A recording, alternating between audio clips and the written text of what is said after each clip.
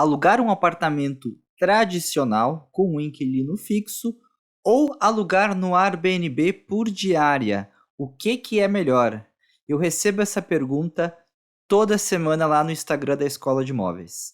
E aliás, se você não me segue lá no Instagram, já curte aqui esse vídeo, começa a seguir o canal da Escola de Imóveis aqui no YouTube e, claro, me acompanha lá no Instagram que tem muito conteúdo todos os dias. Mas vamos lá. Eu recebo essa pergunta com muita frequência e quem me acompanha já faz um tempo sabe que eu tenho os dois modelos, né? Então eu tenho apartamento tradicional, onde eu tenho um contrato de locação que tem um inquilino ali, né? Um contrato de 30 meses. Tem um que o inquilino já ficou 2 anos, um que já ficou um.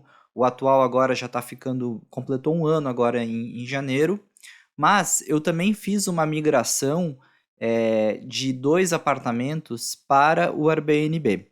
E aí eu gostaria de compartilhar aqui nesse vídeo um pouco dessa troca, né, e da diferença entre você alugar um apartamento normal, né, ou você alugar por diária. Então, assim, o primeiro ponto que eu gostaria de certa forma, assim, desmistificar é essa questão de que, o Airbnb ele dá muito mais trabalho e que não vale a pena a dor de cabeça. Bom, claro que eu estou falando sobre a perspectiva aqui, de um estúdio, né, de estúdios de 25, 30 metros quadrados em São Paulo. Então, a minha experiência com o Airbnb certamente é diferente de uma pessoa que tem uma casa de 150 metros quadrados na praia, né? Então, a manutenção, né, e o trabalho de uma casa, ainda que até numa locação tradicional, ela vai ser diferente de um estúdio, de um condomínio residencial novo em São Paulo. Mas, se você tem um administrador, você, de certa forma, não tem essa responsabilidade da operação do dia a dia do Airbnb. No meu caso, eu fiquei muito tempo sem administrador aqui em São Paulo. Eu respondia a mensagem, eu autorizava lá no aplicativo do condomínio, mas eu sempre terceirizei a questão da limpeza e lavanderia. Então eu nunca fui entregar chave. Isso é um negócio que não existe, né? Tem a fechadura digital. Eu nunca conheci os hóspedes, tá? Então eu fiquei mais de um ano operando o meu estúdio aqui e eu nunca vi pessoalmente nenhum dos hoje mais de 100 hóspedes aí já passaram pelo estúdio ali da Frei Caneca em São Paulo. Então, uma coisa que talvez você tenha na cabeça, né, que, putz, Airbnb, eu vou ter que ir todo dia, vou ter um certo trabalho, isso não necessariamente é verdade. Para apartamentos, né, para condomínios residenciais, você consegue automatizar muita coisa. Inclusive, muito disso eu falo no curso do Vivendo de Airbnb, como fazer essas automações e esse processo. Mas, quando a gente tira esse aspecto, vamos lá, então não tem esse trabalho que talvez a gente pensa, não tem tanta diferença entre uma locação de um apartamento compacto aqui em São Paulo tradicional para um Airbnb. Ah, Pedro, mas o Airbnb vão estragar mais o apartamento, vai desgastar mais.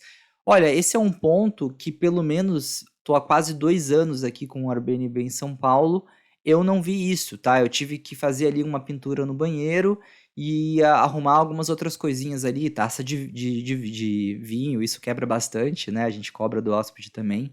Mas é esse tipo de pequena manutenção que um estúdio de Airbnb vai ter aqui em São Paulo, tá? É, no meu ponto de vista, qual é a principal diferença, né?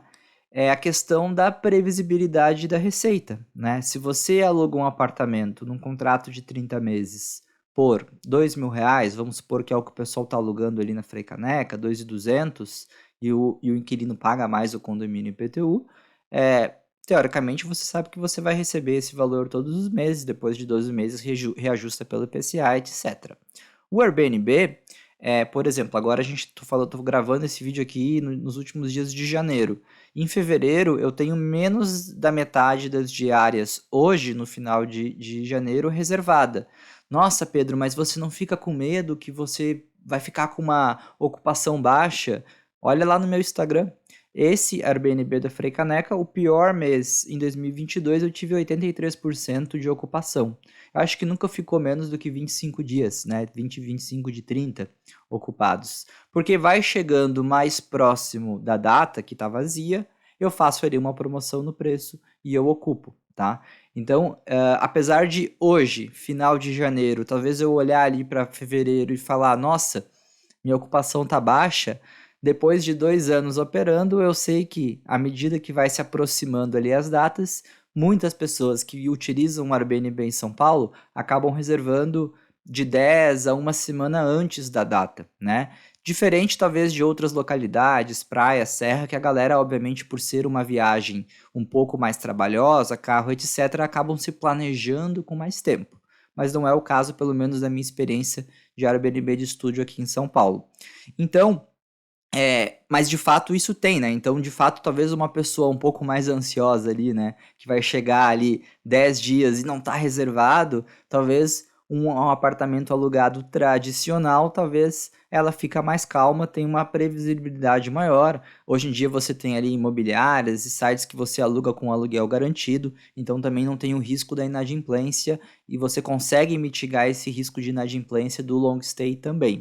Mas o principal ponto e por isso que eu migrei o apartamento para o Airbnb, foi porque a receita, a rentabilidade, ela é muito maior. E eu vou dar um exemplo prático para vocês. Eu tinha um estúdio de 26 metros quadrados ali do centro, já estou confundindo as metragens aqui, porque são alguns apartamentos, que estava alugado no quinto andar por R$ 1.900 e o inquilino pagava mais condomínio e IPTU.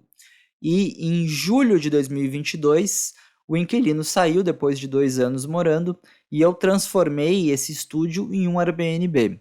Na média, nos últimos 6 meses, eu tenho ganhado aí na casa de 2.500 limpo, tá? Descontando o administrador, limpeza, condomínio, IPTU, internet, etc. Ou seja, eu fui de uma receita, né, do quinto andar ainda tinha que descontar ali os 9% que eles cobravam, ficava na casa ali de 1.700 e alguma coisa, para 2.400, 2.500. Teve mês que eu tirei limpo até R$ 3.000, tá? Então, a diferença entre o que eu estava tirando ali no long stay pro Airbnb ali no centro, ela tá muito grande. Mas não significa que você vai conseguir essa diferença em qualquer imóvel, em qualquer bairro. Então, você tem que entender qual é a vocação ali do seu imóvel, de repente o tamanho dele, a localização, é uma zona que interessa os turistas ou não, para entender se você vai conseguir ter esse upside tão grande como eu tive ali no centro de São Paulo, trocando do long stay por short stay. Um outro apartamento que eu tenho, por exemplo, na Vila Mariana, eu alugo do long stay por R$ 3.000, um imóvel de 32 metros quadrados, mais condomínio IPTU que é pago pelo inquilino, e eu estou super satisfeito. Talvez no short stay eu até conseguiria uns 13.500, mas nesse caso específico o condomínio barrou fazer Airbnb nos apartamentos residenciais, só pode nos não residenciais, então isso nem seria uma opção. Mas essa é uma localização ali, uma tipologia de imóvel que eu estou conseguindo uma rentabilidade muito boa no long stay, dá quase 9% ao ano versus o que eu paguei ali. Então eu estou super tranquilo.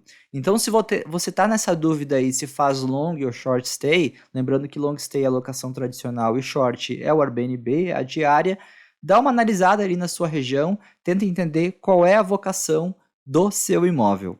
E se você se interessa muito por esse assunto, quer aprender mais, dá uma olhada no link aqui embaixo, vou deixar na bio. Eu tenho um treinamento focado para quem quer investir em Airbnb, com muito conteúdo bacana para ajudar você, investidor. Até o próximo vídeo. Valeu!